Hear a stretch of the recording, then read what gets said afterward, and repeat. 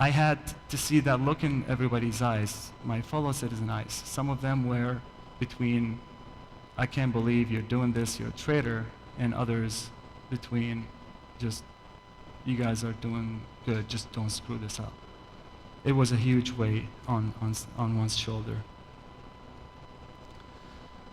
I got the opportunity to go back to school while I was working with the military. I had to abandon my house and live on the base because there was a wave that started where they started assassinating all the interpreters and translators, liaisons, just to break down those bridges. So I moved to live on the base, and during the day, once or twice a week, I would go back to university and I'd finish up my master's. And I met up with all my colleagues who thought that for sure I was dead. I met back with my professors that explained to me how much of a black day in the history of our university that the student rights can be violated like that, and they were so happy to see me back. I managed to finish my master's and graduate, and I still stayed doing what I was doing with the U.S. military, and it was something that so fulfilling. I did not even think about what I'm going to do next. Then the insurgency, or the bad guys, whatever you want to name them, found out where I lived, and they threw a threatening letter and telling in that letter that if I don't quit working and helping the infidels and the new traitor Iraqi government, then the price will be my life and my family's. I took that note and went back to the base, and I was mind-boggled. I had nothing, I couldn't think again. I was back stuck in that mentality when I was in prison. I was broken. It's my family now, it's not just me. And then this man over here, Colonel Bauman, walks in, and he hears about this, and he says, well, what are you going to do? And I did not know what to say. Like, I don't know, sir. It's my family now. And then he goes, well, you know that if you do break down, like, do you not believe in what you're doing? I do believe in it, 100%, but it's my family now. And he goes, well, what does your family think?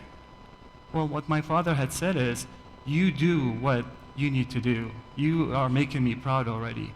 And one day I will be able to tell my friends when things get settled down that this is what my son used to do in that stage of time. I'll take care of your mother and your sisters. And Colonel Bauman was like, what's the problem then? Why don't you stand up? Don't let them win. That was another wake up and stand up moment. And we stood up and we dealt with that situation. No regrets.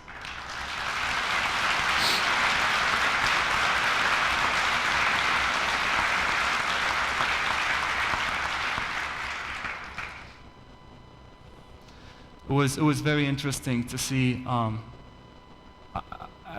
had two brains. I could see what my people are thinking, and I could see what the military is thinking, the U.S. military, and I could see how everybody thought, the entire world, and maybe some of the people here, and I'm still seeing that every day, is the whole concept of, okay, so Saddam is gone, Iraq is free. Why don't you guys go, be free, be happy?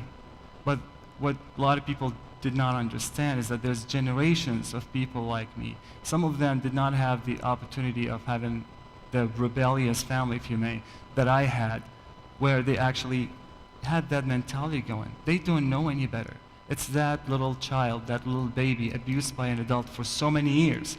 And then the world, let's say, comes out and free that little kid and tell him, go, you're free.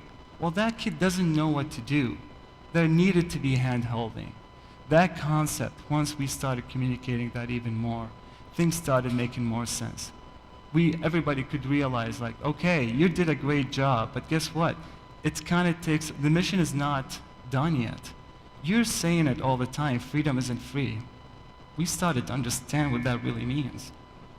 We keep saying that all the time, but did anyone actually stop and freedom isn't free? It sounds really cool, but wow, on the field, that's the true meaning. shows and were the real men that went out there and did what they thought was right.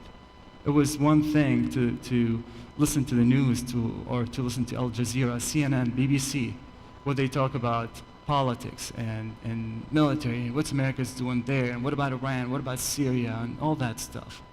And when then you see these guys out there on the field with the US patch on their shoulder, foreign land, foreign food, foreign water, foreign language, still they're doing what they feel they need to do as human beings, as real men, as Americans.